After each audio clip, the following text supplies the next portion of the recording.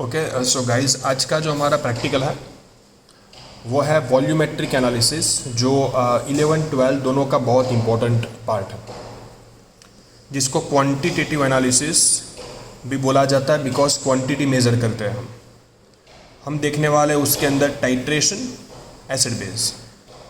ठीक है, आपने सुना होगा एसिड बेस न्यूट्रलाइजेशन। यहाँ पर मैं सब कुछ बताऊँगा, कैसे प्रैक्टिकल परफॉर्म किया जाता है, कैसे उसका रीडिंग निकाला जाता है, कैसे कैलकुलेशंस करते हैं, ये सब कुछ बताऊंगा। राइट, 11th में एसिड बेस टाइट्रेशन है और 12th में जो है वो more salt and all that, I mean to say 12th में आएगा रेडॉक्स टाइट्रेशन। वो सब बात करेंगे, लेकिन फ़िलहाल हम बात करेंगे एसिड बेस टाइट्रेशन की। और हमारा जो प्रैक्टिकल है वो मैंने यहाँ पर एम लिखा है, calculate the molarity of NaOH by using standard M/20 oxalic acid solution. Standard का मतलब होता है जिसका कॉन्सेंट्रेशन आपको पता है। ठीक है, कॉन्सेंट्रेशन पता है तो आप उसका यूज़ करके जो अननोन सोल्यूशन है उसका आप मोलारिटी आपको फाइंड करना है। समझ में आ गया? ठीक है, चलो। सो आपको दिया गया है M/20 ऑक्जेलिक एसिड।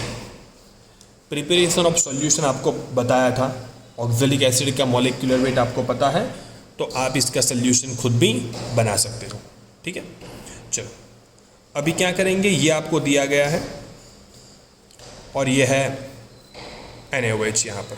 ठीक है, हम यहाँ पर क्या करेंगे, NaOH जो है उसको हम लेने वाला है कॉनिकल फ्लास्क के अंदर। तो यहाँ पर ये कॉनिकल फ्लास्क जो है उसके अंदर लिया गया है NaOH, जिसका क्वांटिटी आप 10 ml 20 ml ले सकते हो। मैं यहाँ पर ले रहा हूँ मान लो 20 ml। यह 20 ml NaOH जिसका कॉन्सेंट्रेशन आपको पता नहीं है। और ब्यूरेट के अंदर, यह ब्यूरेट होगी, आपने लैब में देखी होगी, नहीं देखी होगी तो मैं आपको वीडियो सेंड करने वाला हूँ, उसके अंदर आप देख सकते हो। इसके अंदर फिल किया है ऑक्जेलिक एसिड सोल्यूशन जिसका कॉन्सेंट्रेशन आपको पता है। ऑक्जेलिक एसिड M/20 मतलब 1/20 मोलार। ठीक है,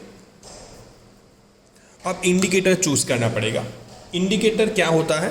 so indicator is a chemical compound, basically weak organic compounds होता है जो कलर चेंज बताते हैं ताकि आपको पता चले कि रिएक्शन हो गई या नहीं।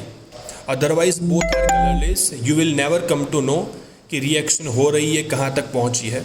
ठीक है, सो जब रिएक्शन होती है कौन सी, तो NaOH plus oxalic acid that is H2C2O4, it gives क्या बनेगा, Na2C2O4 प्लस H2O। ठीक है, रिएक्शन को ये बैलेंस कर दिया हमने। Got it? चलो यहाँ पर भी 2 रखना होगा। ठीक है, सो ये रिएक्शन जब होती है तो पता कैसे चलेगा, तो उसके लिए इंडिकेटर का सिलेक्शन करना होता है। इंडिकेटर जो है क्या यूज़ करना है बताऊँ।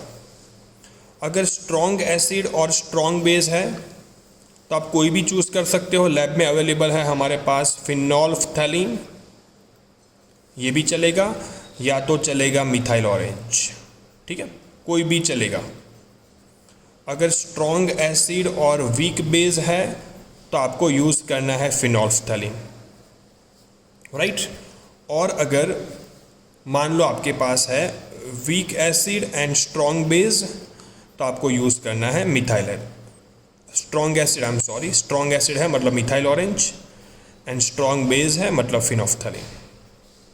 एसिड के साथ मिथाइल ऑरेंज और बेस के साथ फिनोल्फ्थैलीन स्ट्रॉन्ग है, तो दोनों स्ट्रॉन्ग है तो यू आर फ्री।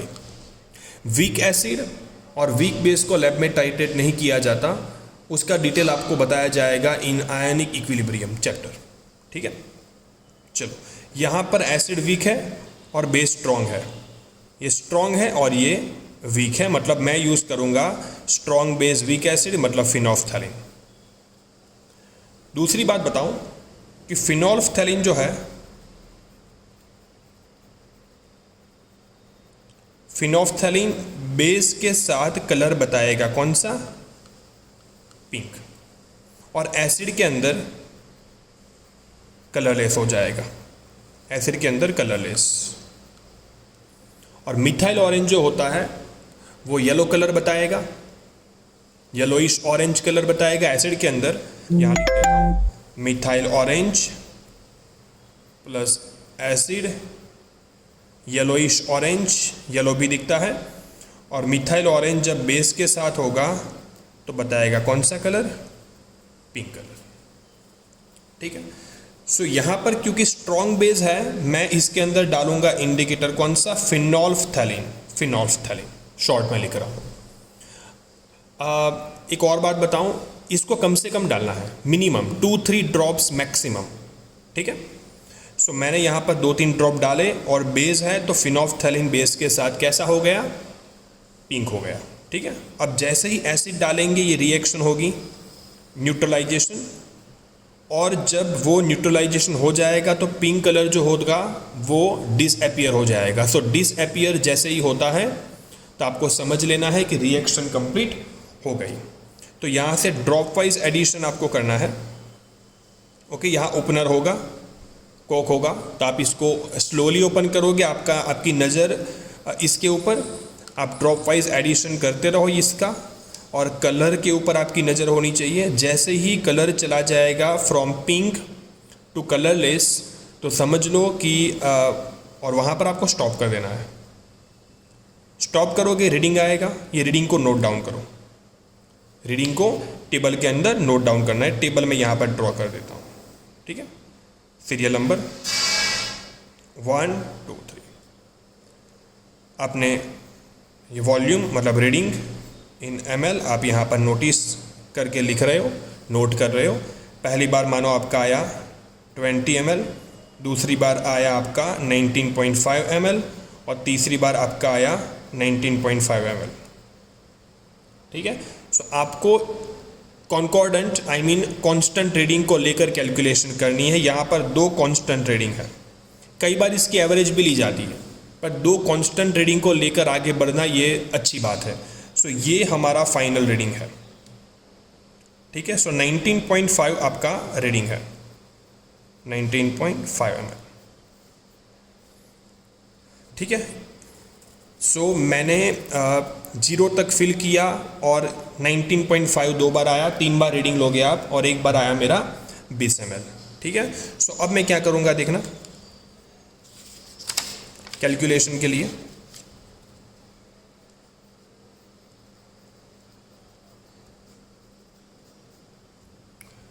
कैलकुलेशन में हम करेंगे, मोलारिटी थी तो आपको फॉर्मूला पता है, m1v1 by m2v2 is equals to n1 by n2, जहाँ पर n जो है is equals to number of moles जो रिएक्शन के अंदर मैंने लिखा है।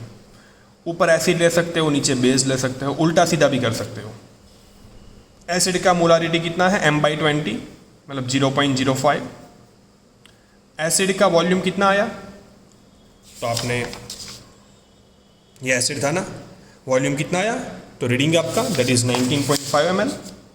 सो मैं यहाँ पर लिख रहा हूँ 19.5 ml डिवाइड बाय बेस की मोलारिटी आपको फाइंड करनी है, और बेस का वॉल्यूम आपने कितना लिया था 20।